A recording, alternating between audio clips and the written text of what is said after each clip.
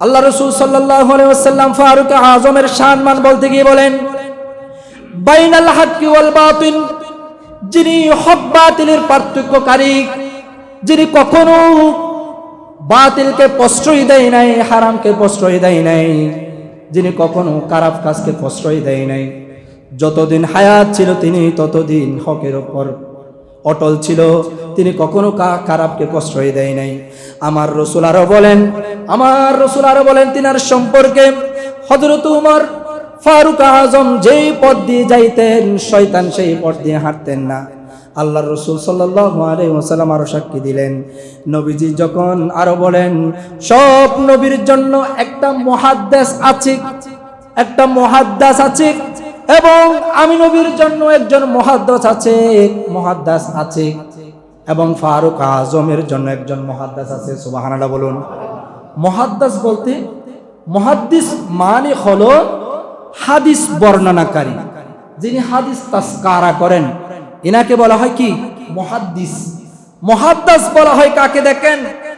আর মুহাদ্দিস বলেন যার কলবের ভিতর আল্লাহ তাআলা আল্লাহর কথা নিজের এলকা করে, এবং হযরতে ফারুক আযমের এত মেজাজি ছিল, এবং হযরতে ফারুক আযমকে মুহাদ্দিস ছিলেন, অর্থাৎ আল্লাহ তাআলা আল্লাহর কথাকে ওমরের হৃদয়ের ভিতরে আল্লাহ সুবহানাহু ওয়া তাআলা ঢেলে দিতেন।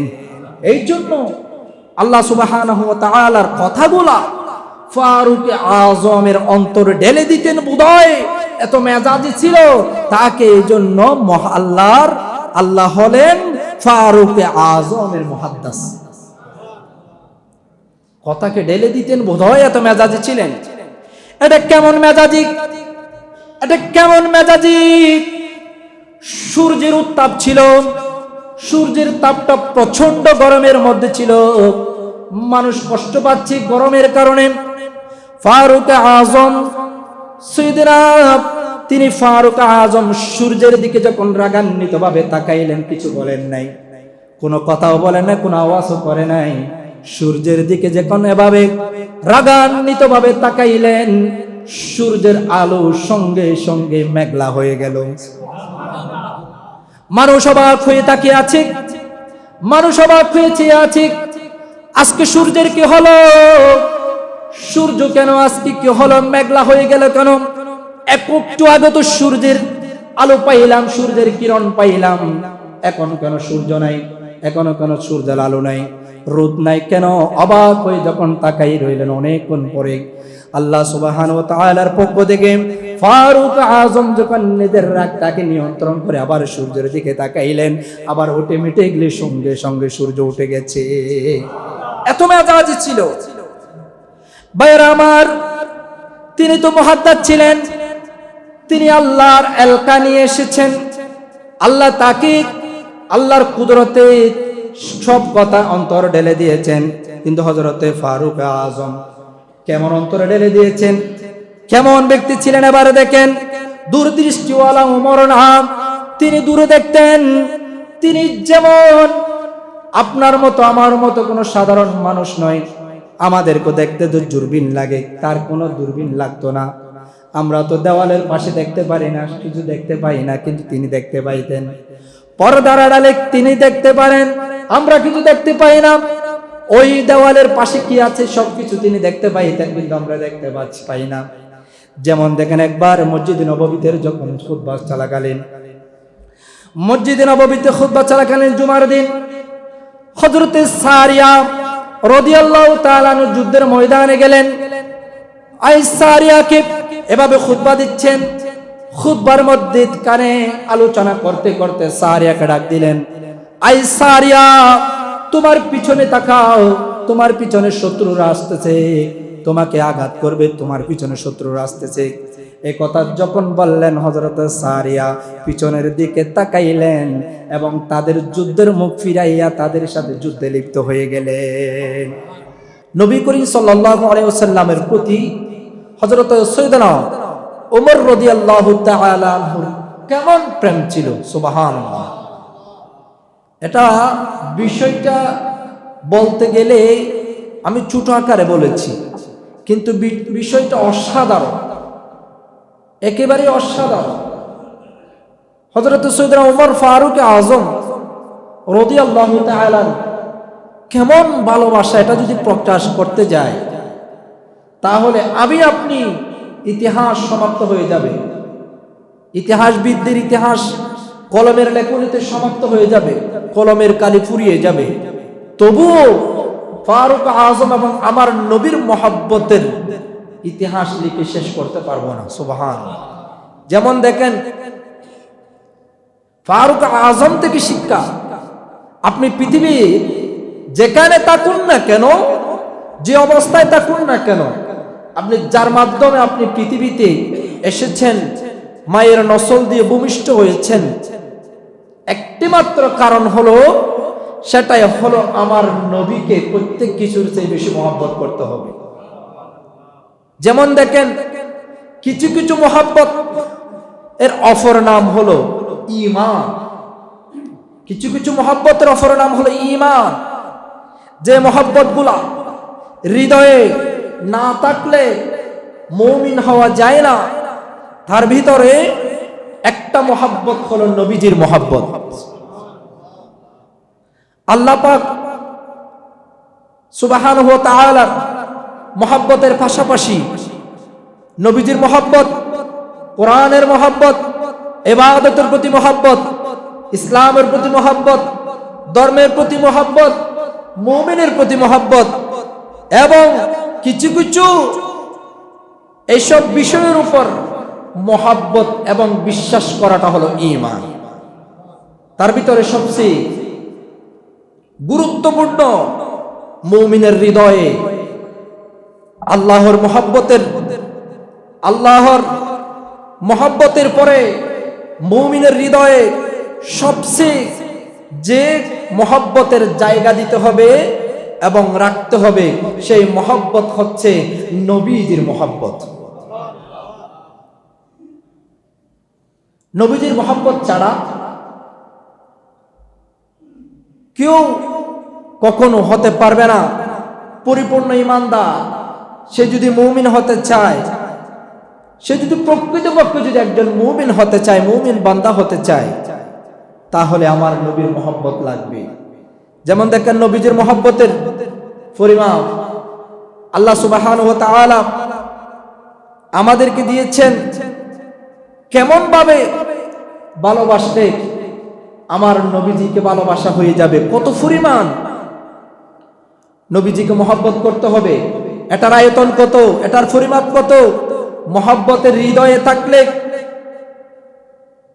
এর পরিমাণ যদি আপনার অন্তরে, আপনার হৃদয়ে, যে আল্লাহ সুবহানাহু ওয়া তাআলা আমাদেরকে যে পরিমাপ করে দিয়েছেন, সেই পরিমাপ মতো যদি আপনি মহব্বত করেন, তাহলে আপনি একজন কামেল মুমিন হতে পারবেন। আল্লাহ নবীজি বলেন সাহাবীদেরকে, নবীর প্রেম কতটুকু লাগবে ঈমান পরিপূর্ণ হওয়ার জন্য, ঈমানের জন্য, পরিপূর্ণভাবে কামিল হওয়ার জন্য। আমার রাসূল আমাদেরকে একটা সীমানা দিয়ে দিলেন। হাদিস শরীফের মধ্যে বলছেন, লা ইউমিনু আহাদুকুম হাত্তা আকুনা আহাব্বা ইলাইহি ওয়ালিদিহি মিন ওয়ালিদিহি ওয়া ওয়ালাদিহি ওয়ান নাস আজমাইন। সুবহানাল্লাহ বলুন। মানুষ তার মা বাবাকে ভালোবাসে, মা বাবা তার সন্তানকে ভালোবাসে, ভাই ভাইকে ভালোবাসে এবং বন্ধু বন্ধুকে ভালোবাসে, অথবা দুনিয়ার অন্যান্য বস্তুকে মানুষ ভালোবাসে। এই যে ভালোবাসাগুলা আছে, মুহাব্বাতা লিদাতিহি মুহাব্বাতা লিগাইরিহি, হুব্বি আকলি, হুব্বি তাবিঈ, যত প্রকার মুহাব্বত আছে মানুষের হৃদয়ে, এবং এসব মুহাব্বতের চেয়ে আরো উচ্চ মুহাব্বত যতক্ষণ পর্যন্ত একজন মুসলমানের হৃদয়ে তার নবীর ব্যাপারে না হবে, ততক্ষণ পর্যন্ত সে দাবিতে মুমিন হবে, কিন্তু আসলে সে কামেল মুমিন হতে পারবে না। অতক্ষণ পর্যন্ত আপনি কামেল মুমিন হবেন। কখন আপনি কামেল মুমিন হতে পারবেন? মা সন্তানকে যতটুকু মহব্বত করে, নবীকে তার চেয়ে বেশি ভালোবাসতে হবে, নবীকে তার চেয়ে বেশি মহব্বত করতে হবে। সন্তান মাকে যতটুকু মহব্বত করে নবীকে তার চেয়ে বেশি মহব্বত করতে হবে, এবং নবীজিকে উম্মত তার চেয়ে বেশি মহব্বত করতে হবে।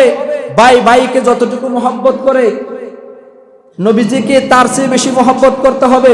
বন্ধু বন্ধুকে যতটুকু মহব্বত করে এবং নবীজিকে তার চেয়ে বেশি মহব্বত করতে হবে। চাকরিজীবী নিজের চাকরিকে যতটুকু মহব্বত করে তার চেয়ে নবীজিকে বেশি মহব্বত করতে হবে। একজন ব্যবসায়ী তার ব্যবসাকে যতটুকু মহব্বত করে তার চেয়ে নবীজিকে বেশি মহব্বত করতে হবে।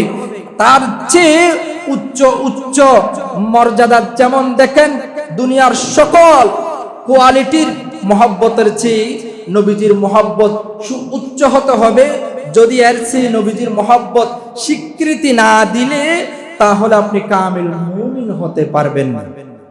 এর চেয়ে সবকিছুর চেয়ে দুনিয়ার যতটুকু আপনার কাছে মহব্বতের সবকিছু আছে, সেখানে সবকিছুর যে আপনাকে নবীজিকে মহব্বত করতে হবে। আমার নবীজি সাল্লাল্লাহু আলাইহি ওয়াসাল্লাম যখন এই কথা বলে দিলেন, লা ইউমিনু আহাদুকুম হাত্তা আকুনা আহাব্বা ইলাইহি মিন ওয়ালিদিহি ওয়া ওয়ালাদিহি ওয়ান নাস আজমাইন, নবীজি বললেন তাকে নিজের জানের চেয়ে বেশি মহব্বত করতে হবে।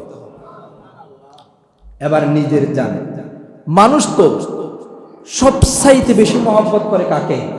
নিজের জানকে। কথা বলেন, কাকে? নিজের জানকে।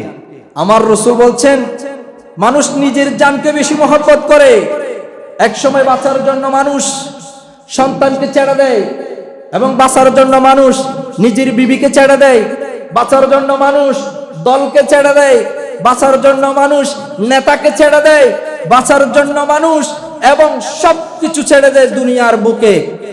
আল্লাহ রাসূল সাল্লাল্লাহু আলাইহি ওয়াসাল্লাম যখন এই কথা বললেন, তখন ফারুক আযম রাদিয়াল্লাহু তাআলা আনহু যখন এই কথাগুলো শুনলেন, শোনার পরে ফারুক আযম বলছেন, ইয়া রাসূলুল্লাহ সাল্লাল্লাহু আলাইহি ওয়াসাল্লাম, আমি আপনাকে দুনিয়ার বুকে সবচাইতে বেশি ভালোবাসি, সবকিছুর চেয়ে আমি বেশি ভালোবাসি, কিন্তু আমার জানের চেয়ে আমি বেশি ভালোবাসি। কি বললেন?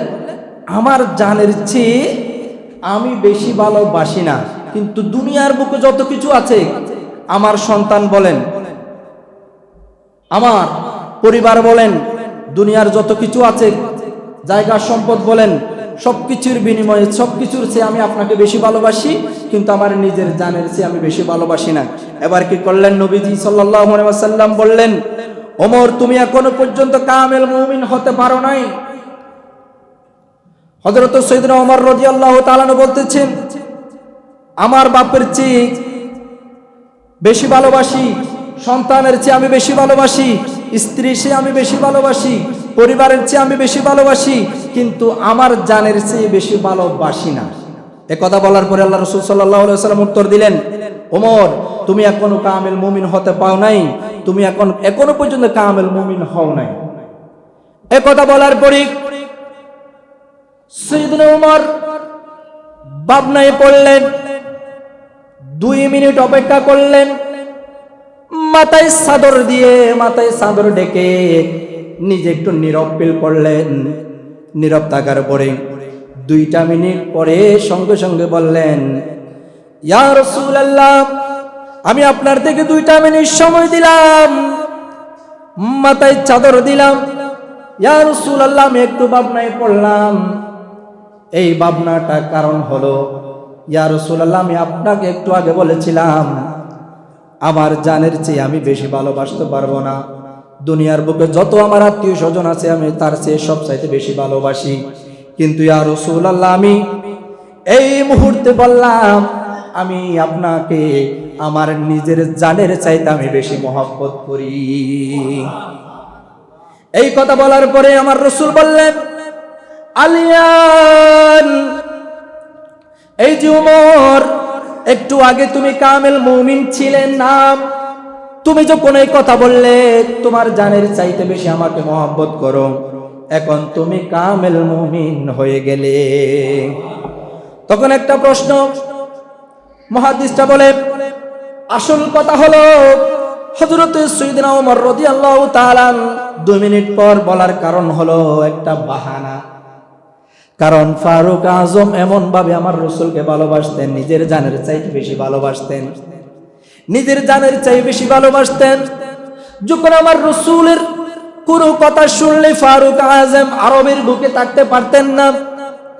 একটা বাহানা, এমন একটা বাহানা করার কারণ হলো এটাই, আমার আল্লাহ আমার রাসূল এবং ওমরের মহব্বতের কথা চিন্তা করলেন, তাদের ভালোবাসার একটা স্বীকৃতি চাইলেন দুনিয়ার বুকে। মুহাদ্দিসরা বলে মাসুক থেকে আমার নবীজি থেকে যে হযরতে ওমর রাদিয়াল্লাহু তাআলা আনহুকে আমার রাসূল ভালোবাসেন, সেটা আদায় করার জন্যই কথা বলেছে। মানে যে ভালোবাসি, আমার রাসূল ওমরকে ভালোবাসে, এটা আদায় করার জন্য এই কথাটা বাহানা করেছেন। কে বলেছেন? মুহাদ্দিসরা গবেষণা করেছেন। এই যে কেবল ভালোবাসা, যদি আল্লাহর রাসূল সাল্লাল্লাহু আলাইহি ওয়াসাল্লাম হযরত ওমর ফারুককে ভালোবাসি বলে স্বীকৃতি দেয়, তাহলে কিয়ামতের ময়দানে, তাহলে হাশরের ময়দানে একজন আরেকজনের পাশে থাকবে। সুবহানাল্লাহ বলুন। এই যে ভালোবাসি কথাটা যখন বলবে, তাহলে কিয়ামতের দিন তারা একজন আরেকজনের পাশে থাকবে।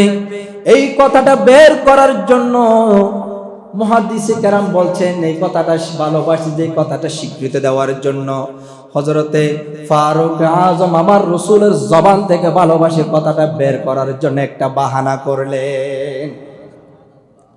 মুহাদ্দিসরা বলেন যে আসলে নবীর প্রেমটা কি, কেমন কি প্রেমটা, এবং নবীর প্রেমিকদের শিখাতে হবে। তো আমার যারা আশিক রাসূল, যারা আমার নবীকে বেশি মহব্বত করেন, এই কথাটা শিখার জন্য হযরতে ফারুক আজম আমাদেরকে শিক্ষা দিলেন। শিখার জন্য আল্লাহ তাআলা একটা চিত্র আঁকলেন। কোন চিত্র? এই চিত্র আঁকলেন। এই চিত্র আঁকার পর একটা প্রেম চিত্রের মাধ্যমে নবীর প্রেমের চিত্রায়ন করলেন। কিয়ামত পর্যন্ত আনে ওয়ালা মুমিনরা এবং রাসূলকে মহব্বত করবে এবং রাসূলকে ভালোবাসবে, এটা শিখিয়ে এবং এটা শিখানোর জন্য হযরতে ফারুক আজম এর মাধ্যমে আল্লাহ এবং একটা বাহানা করলেন। মুহাদ্দিসরা বলছেন ফারুক আজম যদি এভাবে ভালোবাসে এবং আমার উম্মতরা, আমার বান্দারাও আমার রাসূল কেমন ভাবে ভালোবাসবে। আর ওমর কে দিয়ে আল্লাহ তাআলা এমন বাহানা করাতে দিয়ে বললেন, কারণ হযরত ওমর ফারুক আজম সাধারণ কোন আশিক নয়, সাধারণ কোন ব্যক্তি নয়, সাধারণ কোন প্রেমিক নয়, সেটা জানে আল্লাহও জানে এবং সবাই জানে। কারণ আমার ফারুক আজমের মাধ্যমে, আমার ফারুক আজমের মাধ্যমে উম্মতকে শিক্ষার জন্য উম্মত যেন আমার নবীকে ভালোবাসেন এবং নিজের জানের চাইতেও বেশি ভালোবাসার কথা। এবং ফারুক আজমের মাধ্যমে আমার নবীজি আল্লাহর পক্ষ থেকে ফারুক আজমের মাধ্যমে আমাদের জন্য শিক্ষা দিয়েছেন। কারণ আল্লাহর রাসূল হযরতে ফারুক আজমের আজব আজব শান বলেছেন। আল্লাহর রাসূল সাল্লাল্লাহু আলাইহি ওয়াসাল্লাম হযরতে ওমরের মানবিক বলতে গিয়ে, মানাকেব বলতে গিয়ে যেমন দেখেন বোঝাতে গিয়ে তিনি বললেন, ওমরের মর্যাদা বলতে গিয়ে তিনি বলছেন লাউ কানা বা'দি নাবিয়্যান লাকা কানা ওমর। রাসূল আরবি সাল্লাল্লাহু তাআলা আলাইহি ওয়াসাল্লাম বলেন, হে আমার সাহাবীরা শুনো, আমার ওমরের শান কেমন দেখো, আমার ওমরের মর্যাদা কেমন দেখো। আমার পরে যদি এই দুনিয়ার বুকে যদি কাউকে আল্লাহ তাআলা নবুয়ত দিতেন, তাহলে সাইয়েদনা ফারুক আজমকে নবুয়ত দান করতেন। কেমন ভালোবাসতেন, কেমন ভালোবাসতেন। আল্লাহ সুবহানাহু ওয়া তাআলা আমার নবীজিকে ভালোবাসছেন। যখন ফারুক আজম এত ভালোবাসতেন আমার নবীজিকে, আল্লাহ বলছেন আমার নবীজির মাধ্যমে বলাচ্ছেন, যদি দুনিয়ার বুকে যদি আমার নবীর পরে যদি কোন নবী আসতো, তাহলে ফারুক আজমকে নবী বানাইতো। এত মহব্বত করতেন, এত ভালোবাসতেন। দেখেন কবি বড় চমৎকার করে বললেন, হযরত ওমরের আদব শান নিয়ে এবার দেখেন, ইসলাম সেই তো পরশমণি, তাকে পেয়েছে কুজি, পরশে তাহার শোনা হলো যারা তাদের এই মুরা বুঝি, সুবহানাল্লাহ বলুন। বলেছেন হযরত রাসূল শেষ পয়গম্বর সাল্লাল্লাহু আলাইহি ওয়াসাল্লাম, এবং আমার পরে যদি নবী হতো কেউ হতো ঠিক সেই উমর। খুবই বড় চমৎকার করে বলেছে, আমার নবীর পরে যদি কেউ যদি নবী হতো তাহলে আমার উমর হতো। সুবহানাল্লাহ। আমার নবীর শান হলো, আমার নবীর পরে আর কোন নবী নাই।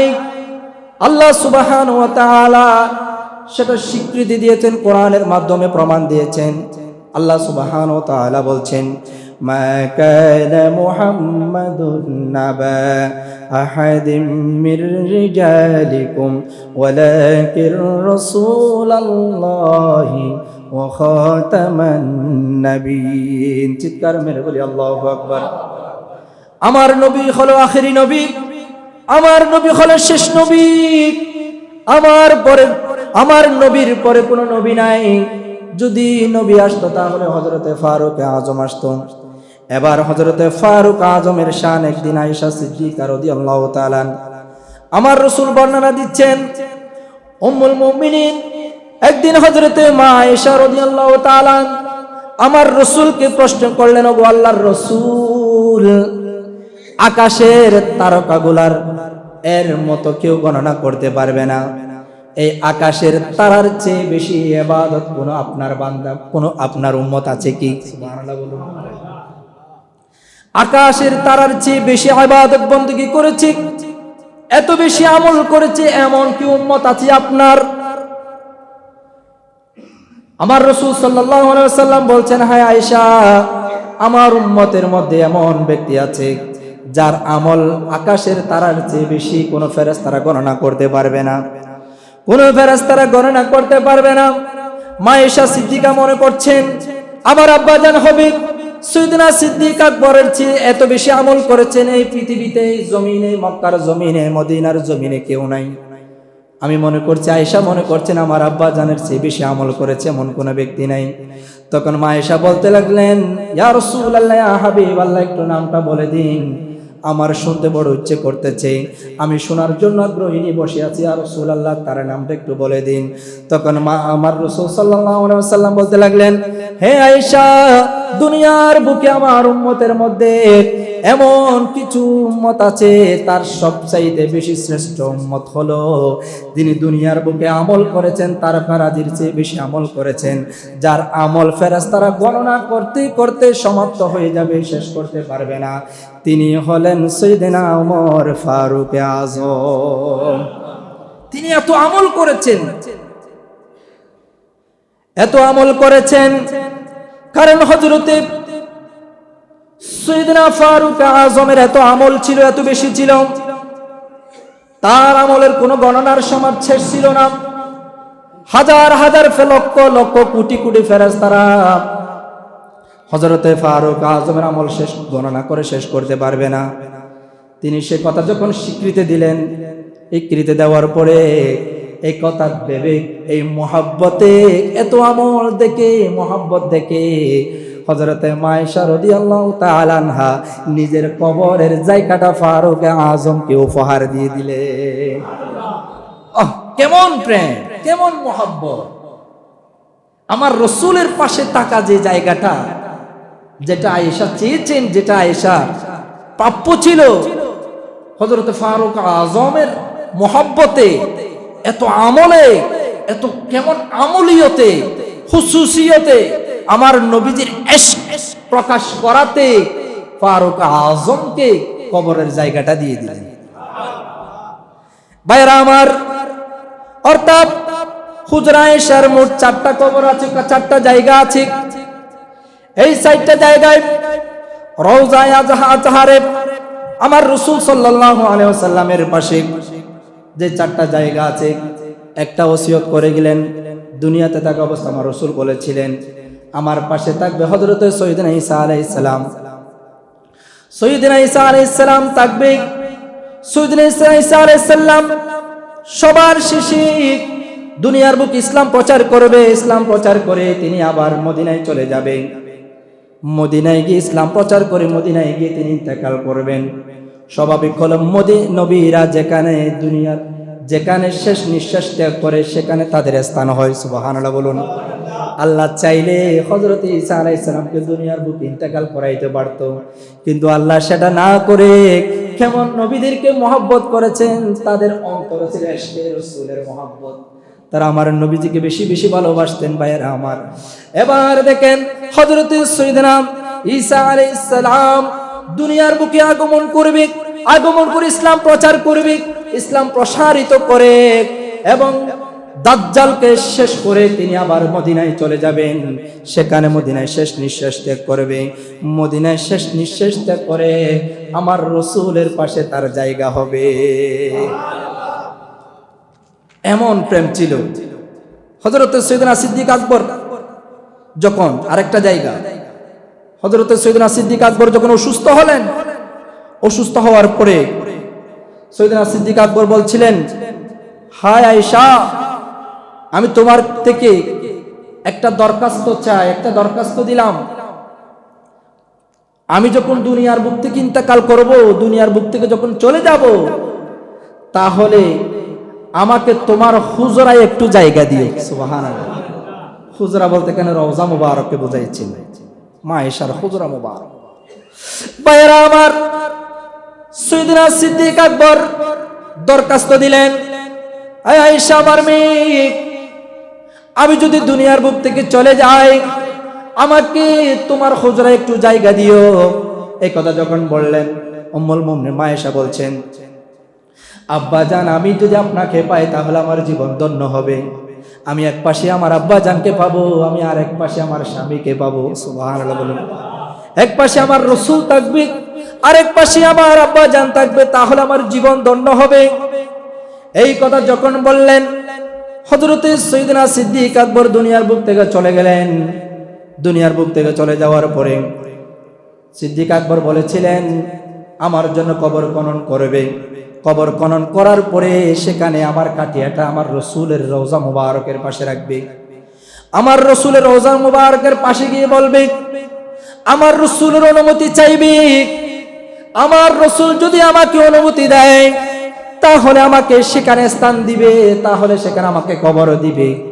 যদি আমার রাসূল আমাকে যদি অনুমতি না দেয় তাহলে আমাকে জান্নাতুল বকিতে কবর দিবে। হযরত সাইয়েদনা সিদ্দিক আকবর ইন্তেকাল করলেন। ইন্তেকাল করার পরে সেখানে কবর খনন করলেন। কবর খনন করার পরে সাইয়েদনা সিদ্দিক আকবর যেভাবে বলেছেন, আলী রাদিয়াল্লাহু তাআলা আমার রাসূলের কাছে অনুমতি চাইলেন, ইয়া রাসূলুল্লাহ, ইয়া হাবিবাল্লাহ, আপনার বন্ধুকে নিয়ে এসেছি, আপনার বন্ধু অনুমতি চাইছে আপনার পাশে একটু শোয়ানোর জন্য। সুবহানাল্লাহ বলুন। আমার রাসূল সেখান থেকে জবাব দিলেন, কারণ আমার রাসূল ছিল হায়াতুন নবী। সুবহানাল্লাহ বলুন। কারণ আমার রাসূল তো হায়াতুন নবী, দুনিয়ার জগৎ যেভাবে দেখেছেন এবং দুনিয়া থেকে বিদায় নেওয়ার পরেও সেভাবে স্পষ্ট আরো মুআজিজা বের করে দিয়েছে। যেমন ওখানে শুয়ে থেকে আমাদের জন্য দোয়া করতেন। কোন গুনাহগার এখন পর্যন্ত যদি মদিনায় যায়, কোন গুনাহগার, কোন পাপিষ্ঠ ব্যক্তি যদি এখনো পর্যন্ত মদিনায় যায়, যদি আল্লাহর রাসূলের রওজা মুবারকে যদি আপনি দোয়া করেন তাহলে আমার রাসূল আপনার জন্য সুপারিশ করবে। আমি বলি নাই, কোরআন বলছেন, ওয়ালাউ আন্নাহুম ইন যালামু আনফুসাহুম জাউকা ফাস্তাগফিরুল্লাহ ওয়াস্তাগফার লাহুমুর রাসূল লাওয়াজাদুল্লাহ তাওয়াবার রহিম। চিৎকার মেরে বলি আল্লাহু আকবার। কোন গুনাহগার পাপিষ্ঠ যদি বান্দা, কোন উম্মত যদি গুনাহ করে, কোন পাপিষ্ঠ ব্যক্তি থাকে, আমার রাসূলের রওজা মুবারকে গিয়ে যদি রাসূলের সুপারিশ চায় তাহলে আমার রাসূল তার জন্য সুপারিশ করবেন ওখানে শুয়ে থেকে। এবার আমার রাসূলের সেখানে যেমন মুআজিজা ছিল, দুনিয়ার বুকে যেমন মুআজিজা ছিল, আমার রাসূল হায়াতুন নবী সেটা প্রমাণ এখানে বলে আমার রাসূল শুয়ে থেকে বলছেন, ও আলী, তুমি কেন দেরি করতেছো? বন্ধুকে বন্ধুর পাশে শুয়ে দাও। আমি ইশকের জ্বালা থাকতে পারছি না, আমার বন্ধুকে ছাড়া আমি থাকতে পারছি না, আমার বন্ধুকে আমার পাশে তাড়াতাড়ি শুয়াই দাও। আলী তুমি দেরি করো না, বন্ধুকে বন্ধুর পাশে শুয়াই দাও, আমি আবু বকরের জন্য অনেক দিন ধরে অপেক্ষা করছি। এই কথা যখন বললেন, হযরত আলী মুর্তজা রাদিয়াল্লাহু তাআলা হযরত সাইয়েদনা সিদ্দিক আকবরকে শুয়াই দিলেন। এবার আসুন আমার ভাইয়ারাম, হযরত ফারুক আযম এর তো কথা ছিল না সেখানে জায়গা পাওয়ার। এবার কি করলেন, ফারুক আযম দুনিয়ার বুক থেকে চলে যাবেন, তিনাকে শহীদ করে দেওয়া হয়েছে।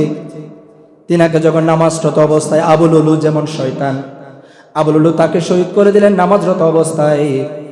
যদি নামাজ না পড়া অবস্থায় যদি থাকতো কখনো তাকে শহীদ করা যেত না, কারণ তার কাছে আল্লাহর তাজাল্লিয়াত আছে। সুবহানাল্লাহ বলুন। সেটাও আসতেছে, আমি সামনে সেটাও আলোচনা করব। কারণ ফারুক আযম এত রাগান্বিত কেন সেটাও আপনারা বর্ণনা দেখবেন।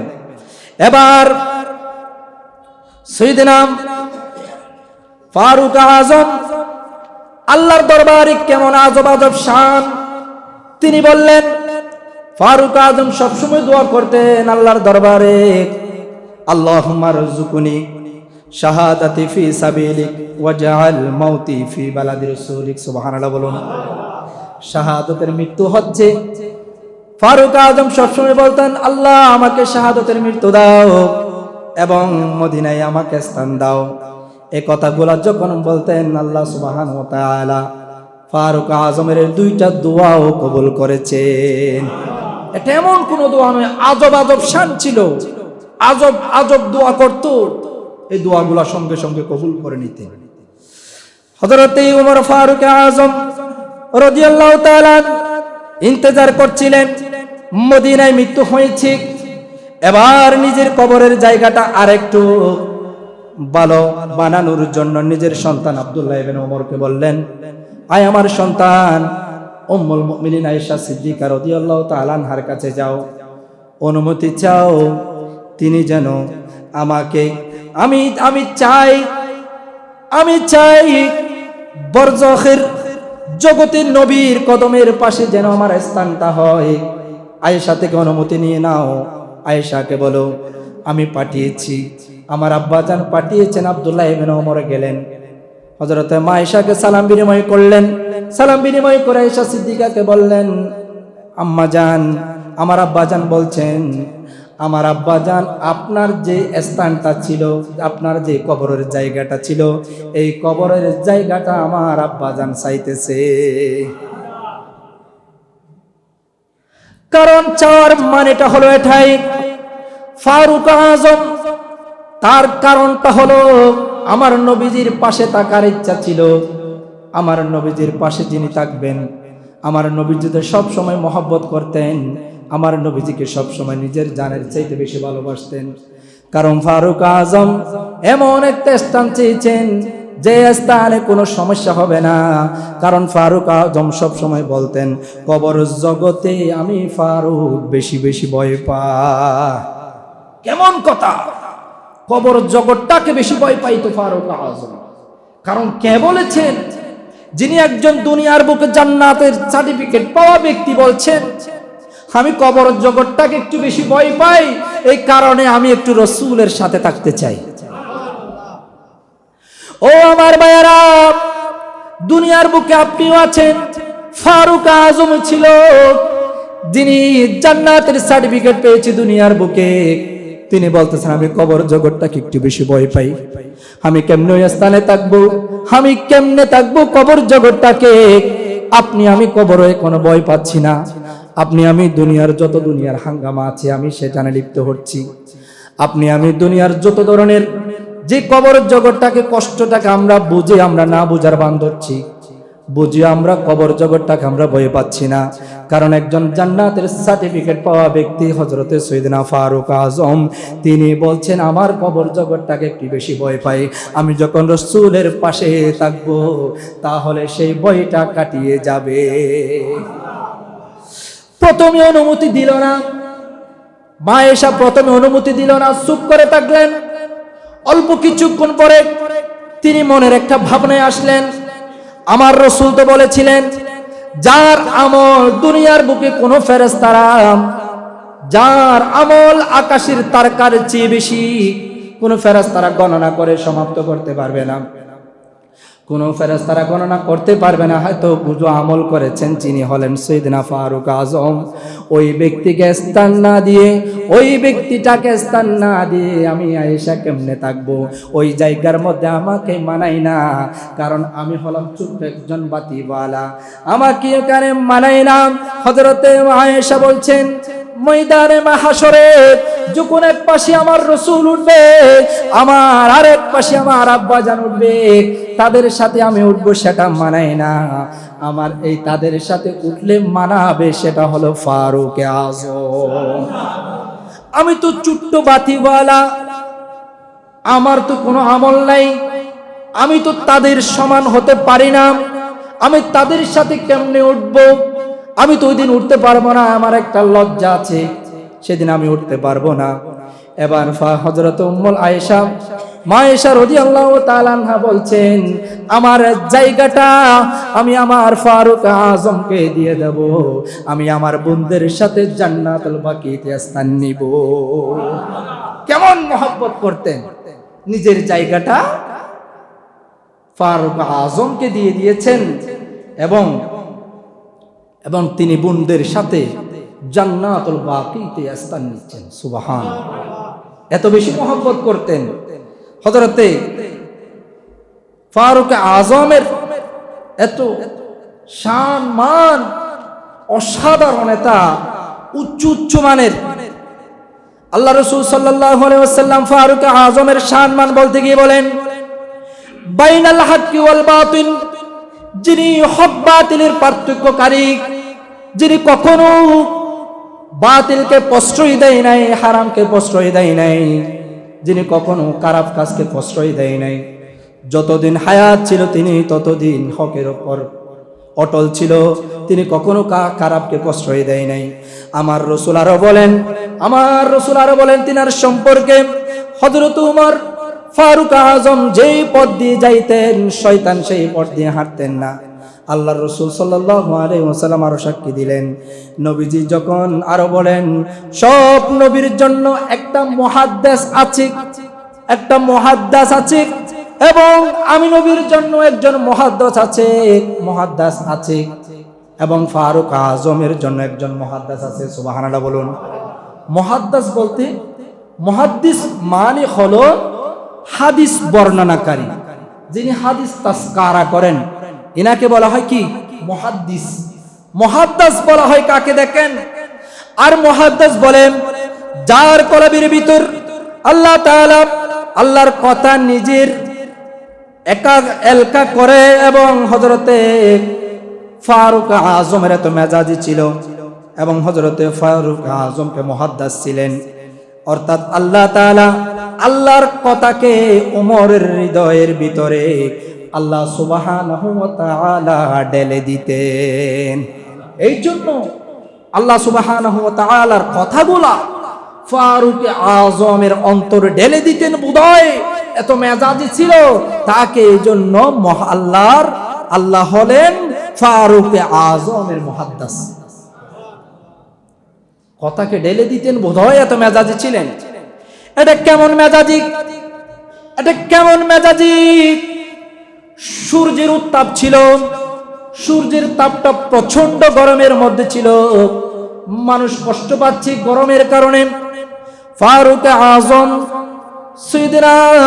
তিনি ফারুক আজম সূর্যের দিকে যখন রাগান্বিত ভাবে তাকাইলেন, কিছু বলেন নাই, কোনো কথাও বলেন নাই, কোনো আওয়াজও করে নাই।